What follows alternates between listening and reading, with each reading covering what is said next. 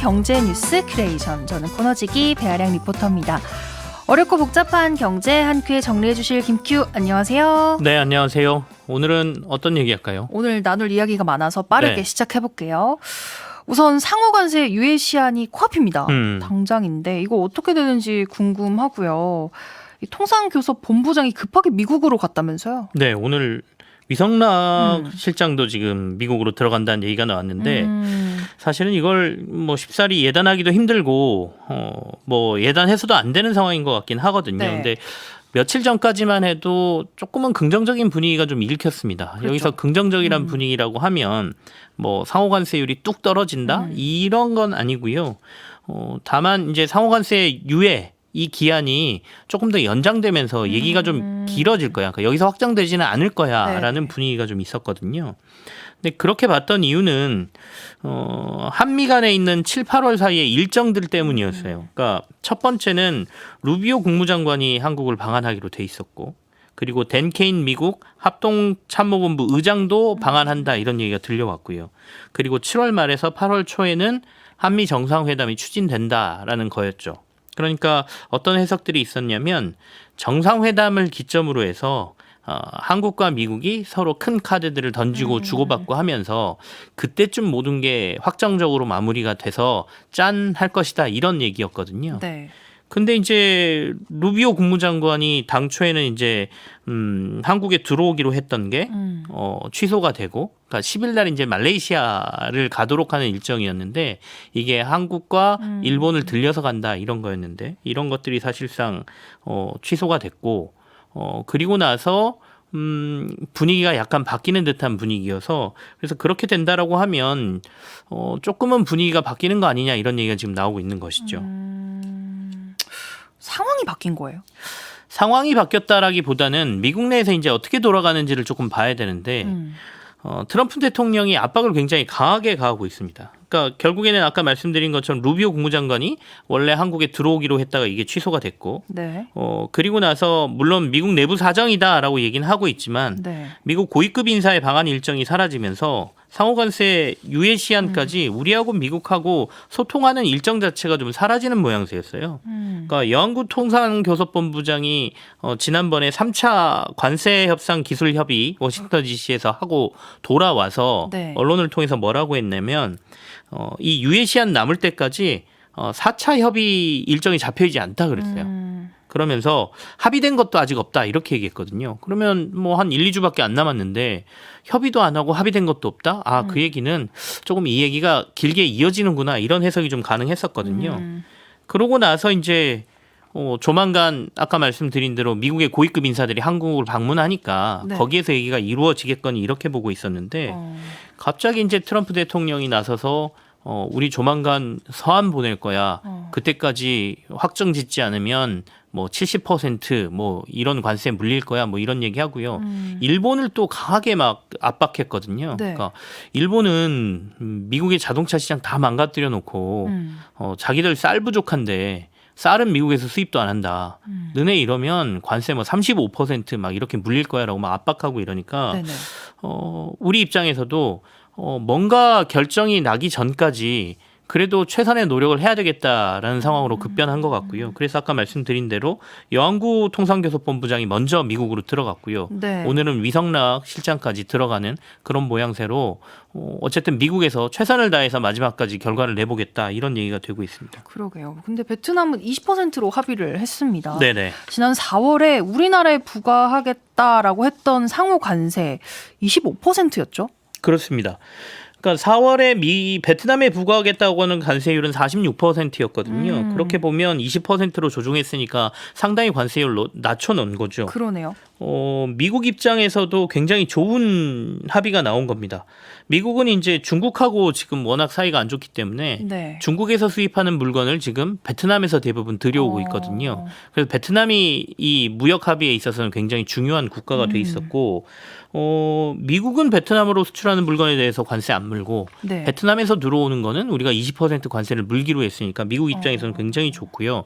또 중국이 베트남을 통해서 이른바 환적 물량으로 해서 수출을 하고 있다. 이걸 막기 위해서 중국이 너네 통해서 우리나라에 수출하는 물건에 대해서는 40% 관세 물릴 거야. 이렇게 얘기했으니까 그것도 막을 수 있는 괜찮은 이제 성과를 낸 것이죠. 네네. 다만 베트남하고 우리나라 그리고 일본하고는 지금 상황이 좀 다르다 이런 해석들은 있어요. 왜냐하면 베트남에서 미국이 수입하는 물건들은 대부분 뭐 의류라든지 이런 생필품에 가까운 산업들의 물건들이 네네. 들어오거든요. 근데 한국과 일본은 최첨단 상품들이 많단 말이죠. 그래서 훨씬 더 관세 협상이 복잡하고 고려해야 될 것들이 많기 때문에 이렇게 단순하게 너네 물건에는 뭐 20%, 우리 물건은 0% 이런 식의 합의는 사실상 한국과 미국은 힘들기 때문에 시간이 더 필요할 거다. 굉장히 복잡하게 갈 수밖에 없다. 이런 얘기가 좀 나오고 일단 우리나라 여한구 대표도 지금 통상본부장도 미국에 들어가면서 무슨 얘기를 했냐면 일단 목표는 유예 기한 연장이다라고 얘기했습니다. 합의를 보는 게 목표가 아니라 유예 기간 연장을 이끌려고 들어간다라고 얘기를 했고요. 들어가게 되면 비관도 낙관도 할 수 없지만 어쨌든간 좋은 결과를 얻기 위해서 USTR 대표 등도 만나고 관련자들을 계속 만날 예정이다라고 얘기를 했거든요. 다만 이제 금융시장만 보고 있으면 금융시장은 조금 유예기간이 연장되거나 뭐 이런 거에 대해서 낙관을 하는 분위기인 것 같습니다. 미국도 그렇고 한국 시장도 그렇고 왜냐하면 얼마 전에 이제 타코라는 용어를 제가 한번 설명드린 적이 있는데 말씀해 주시죠. 예, 트럼프 always chickens out이잖아요. 그러니까 트럼프가 이렇게 강하게 압박을 하지만 결국엔 뒤로 물러날 거고 아까도 앞서 잠깐 얘기했지만 우리가 상호관세율은 분명히 부과할 거지만 이거 시행은 8월 1일이야 또 이렇게 얘기를 했거든요. 그러니까 관세 부과 서한을 받더라도 그 관세율이 꽤 높게 나온다 하더라도 분명히 한 8월 달까지는 여기에 대한 협상력을 기를 수 있는 기간이 필요할 거다라고 보기 때문에 아주 일방적으로 나오지는 않을 거다 이렇게 좀 긍정적으로 보는 게 금융시장에서는 좀 읽히고 있습니다. 네, 우리나라 상호관세 어떻게 부과될지 좀 지켜봐야겠습니다. 네네.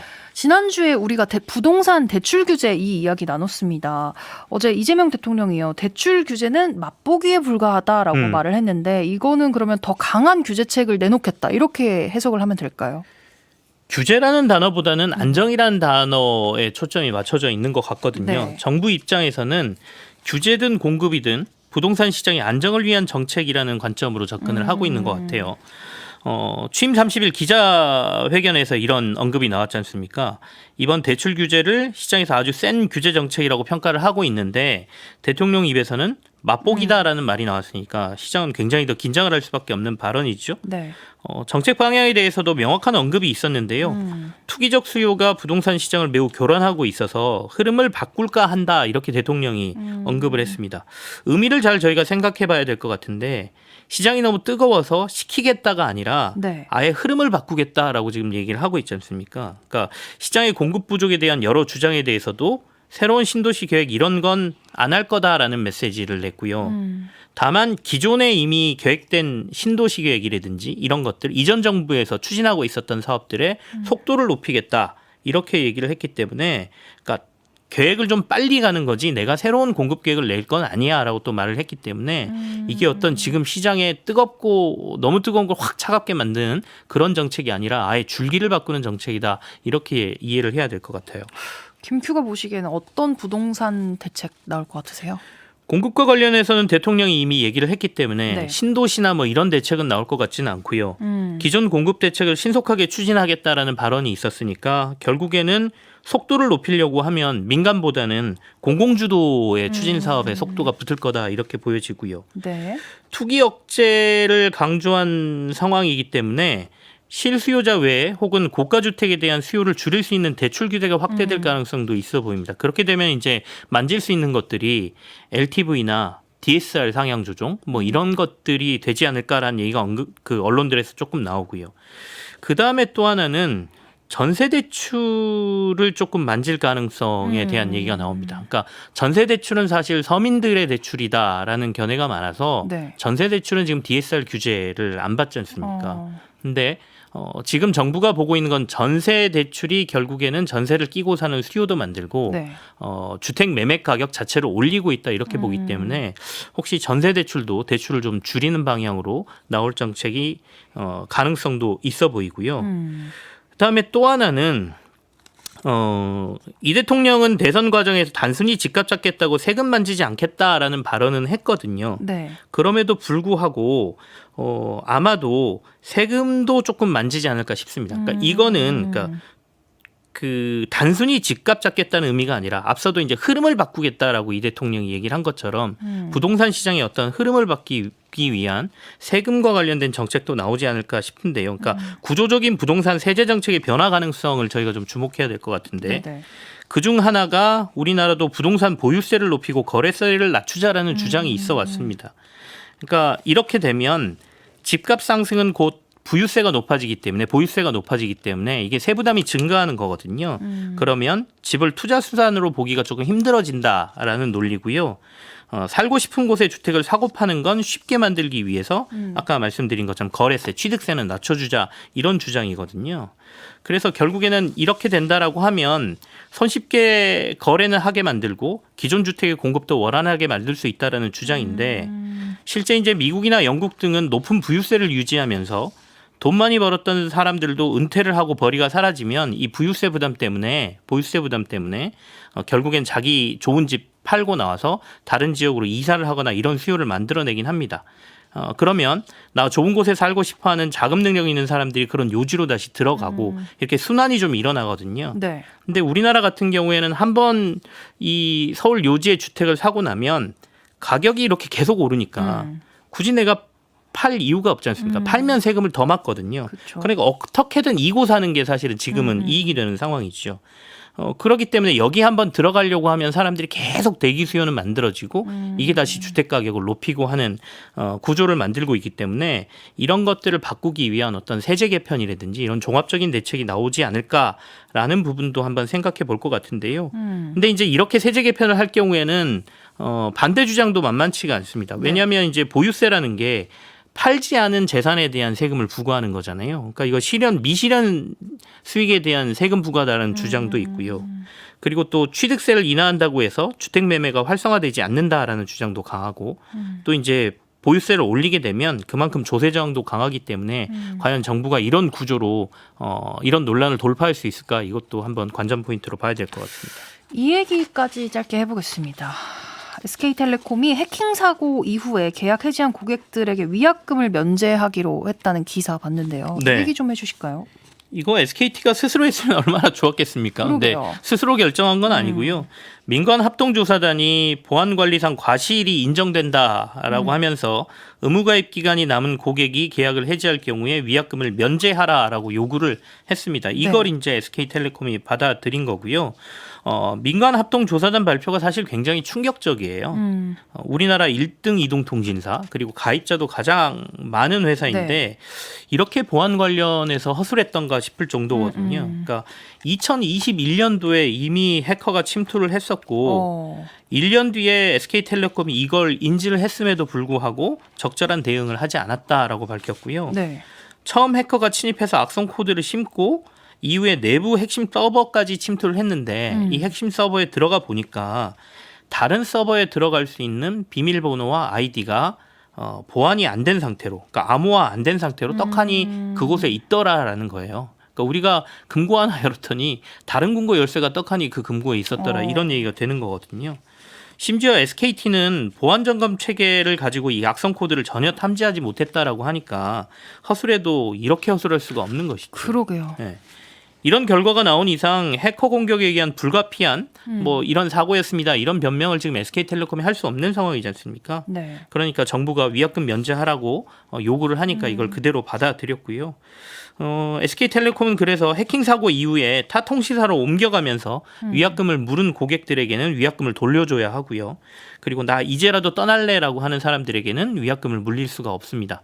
다만 위약금 면제는 14일까지 이동하는 고객들이 하나거든요. 그러니까 네. 나 지금 타 통신사로 이동하고 싶어 그러시면 14일 전에 옮기셔야 된다라는 말씀을 드리고요. 그리고 이제 남은 고객들의 마음도 붙잡아야 되잖아요. 네. 그래서 더불어 8월 한 달 전 고객 50% 요금 감면을 해주는데 이거는 SKT망을 사용하는 알뜰폰 사업자들도 다 해당이 된다고 하고요. 신청 등 등록 절차 없이 이거는 무조건 대상이 되고 그 이외에 뭐 데이터를 추가로 제공한다든지 멤버십 할인을 뭐 더 제공한다든지 이런 것들을 하겠다. 한 5천억 원 드리는 고객 감사 패키지 등도 발표를 했는데 이건 이제 제발 떠나지 말아라 라는 얘기인 것 같아서 고객들의 마음을 잡을 수 있을지 보안 사고가 너무 크게 난 상황이니까 이건 좀 지켜봐야 될 것 같은데 실제로 이렇게 되면 SK텔레콤은 그 위약금으로 나가는 돈부터 시작해서 고객들을 잡기 위한 여러 가지 쓰는 비용이 늘어나면서 당분간 SK텔레콤의 실제 손실로도 좀 잡힐 것 같아서 SK 실적도 한번 지켜봐야 될 것 같습니다. 데이터 주고 뭐 할인해주고 이런 거보다 네. 보안을 좀 철저하게 미리 해주는 게 그게 중요한데요. 더 중요하겠죠. 그래서 5년간 7천억 원 규모의 정보보호 투자도 하겠다 이렇게 발표를 했습니다. 네, 오늘도 잘 들었습니다. 저는 다음 주에 다시 돌아올게요. 네, 지금까지 배아량 리포터와 함께했습니다. 고맙습니다. 네, 고맙습니다.